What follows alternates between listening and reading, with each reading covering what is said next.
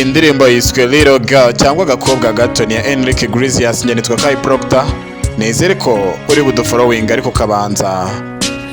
Agakobwa gato, umukobwa ukiri muto asoma mama we akamubwira ati ndagukunda, akamufata ikiganza akamukomeza. Agakobwa kakiri gato ntabwo gafite byinshi,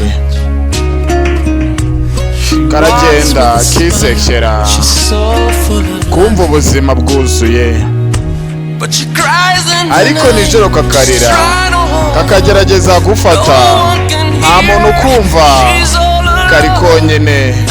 Aka gakobwa gato kagafunga amaso yako, icyo gashaka gusa ni umuntu kakunda, umuntu kakunda. Njye nitwa Kai Proctor, nubona indirimbo igice ujye kuri YouTube irahari yuzuye.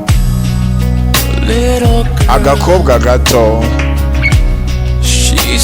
none dore ubu karakuze, dore karamenyekanye uyu munsi. Wa mukobwa ukiri muto yabaye umusitari. Umukobwa muto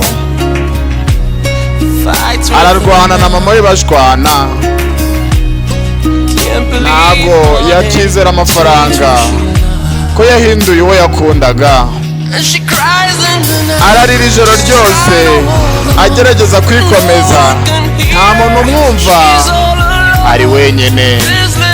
Uyu mukobwa muto arafunga amaso ye, icyo ashaka gusa ashaka ni umuntu wo gukunda gusa. Njye nitwa Kai Proctor, umuntu wo gukunda. Ndibutsa ko indirimbo nyizi nta handi wazikweretse kuri YouTube yitwa Kai Entertainment, cyangwa kuri TikTok yitwa Kai Proctor, cyangwa ukaba wanyandikira kuri WhatsApp. Hari gahunda ifatika, arira ijoro ryose akagerageza kwikomeza, nta muntu umwitayeho, ni wenyine. Uyu mukobwa muto arafunga amaso ye, icyo ashaka gusa ni umuntu wo gukunda.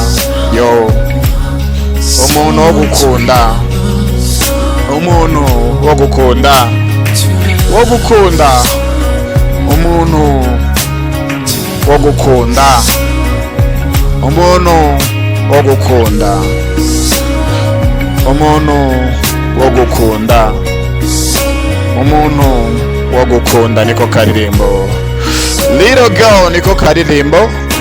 Njye nitwa Kai Proctor, ati umuntu wo gukunda,